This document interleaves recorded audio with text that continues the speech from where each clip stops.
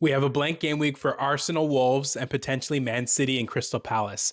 I have also 5 free transfers and my free hit chip. In this video, I'm going to take you through what a free hit draft would look like for game week 31. So for game week 30, I finished on 60 points. And let me take you through the team. It was a green arrow for the first time in what feels like a long time, up to 15K. It's hard to get rank jumps at this point in time, but with 3 trips to go, 5 free transfers, I'm feeling really confident going into the next couple game weeks. Of course, FPL can always crush your confidence, so let's see what happens. In defense and in goal, actually, we have Dubravka with a 6-pointer. Bournemouth has the longest undefeated streak in the league right now, on a more than like a 5-gamer, and to be honest, Burnley to show and hold them at bay, even though I know Bournemouth had a lot of chances in that game, was quite impressive. And Dubravka was the big hero because I have Royce, who is currently out injured, and Dubravka coming out with a big clean sheet that helped get me to the green arrow. So I have to give him a big kudos. You have Diouf with 2-pointer in a 1-1 game where West Ham only had 1 shot, so they definitely escaped there. Gabriel, for me, there's been a lot of talk on X, but for me, Gabriel is having a player of the season type of season. Arsenal's the best defense, and in this game, when you watch him, all the things he does, he was really crucial to getting Arsenal the first goal by being able to find that nice out ball to the wing. And, he doesn't get as much credit as everyone knows. He's physically dominant in both boxes, but he doesn't get enough credit for his intelligence. I remember there was a play, I think it was last year, where he, shifted his body weight to stay to cause the player, I think it was Man U, to go offside. Like, Gabriel is just one of the best in the world in this position. And I do think it's him and Rice for me. I've changed my mind a bit because I know Rice has had such a strong season, but it's him and Rice for me for player of the season. And I have a Semenyo in third. So I don't even have Bruno in the top 3. I know a lot of United fans may be upset about that, but Semenyo has been killing it for 2 teams. And without his goals, those 2 teams wouldn't be where they were in Bournemouth and City, respectively. So would love to see what your comments are in the down below about who should be the player of the season, but that's my thoughts. Ballard had got DEFCON 4-pointer. He'd been Mr. DEFCON Ballard before he got to get subbed out. And then in the midfield, a lot of underwhelming results. Ryan with 3 points and no returns. Saka with 3 points, no returns. Rice with 3 points, no returns. Semenyo with 2 points and no returns. And only Bruno Fernandes saving the week with those 2 assists and 2 bonus.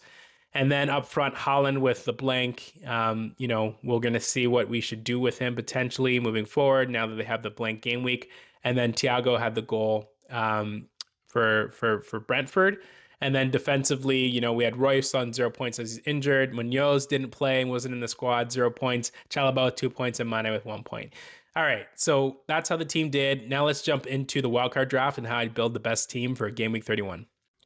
So here's how the team is looking currently, and we have 5 free transfers in the free hit. So let's take out all the players that we know we're not going to be utilizing. So that's pretty much everybody.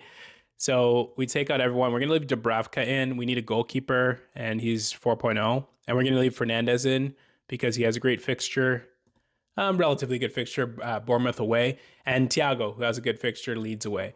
So let's start from the back. So I like defender-wise, I do like, Bournemouth at home is a good option, right? So you could get a Senesi in. He could get DEFCON. He could potentially get a goal. The Manchester United defense, although being a lot better, I don't really rate them that highly. But the team that I do like defender-wise is going to be Forest. They're going to be playing Spurs. I would like Nico Williams in there. You could even do a double up if you're feeling confident. So Spurs away, I think that's a good fixture to target. 2 teams battling for relegation, so there's that. The other team that I do like, and they really impressed me, were Everton. Everton played really well. Tarkowski should probably come in. This is a fixture you can get DEFCON in. Pickford could be the starting goalie. And then I could take a chance on Dewsbury Hall playing in his revenge game against Chelsea. So that could be an option. And then we can sort out who we'd want later. The other team from a defensive standpoint that's looking good is Brighton. Brighton at home to Liverpool. Van Heck would come in for me. Minte, who had a nice smart finish as well. Minte against a team that has had trouble at the fullback area in Liverpool, that could be such a good, he could be a very big dark horse in Game Week 31. So he's someone I would even consider potentially not on a wild card. Sorry, on a free hit. And so there's that. And then we can go to Forest again.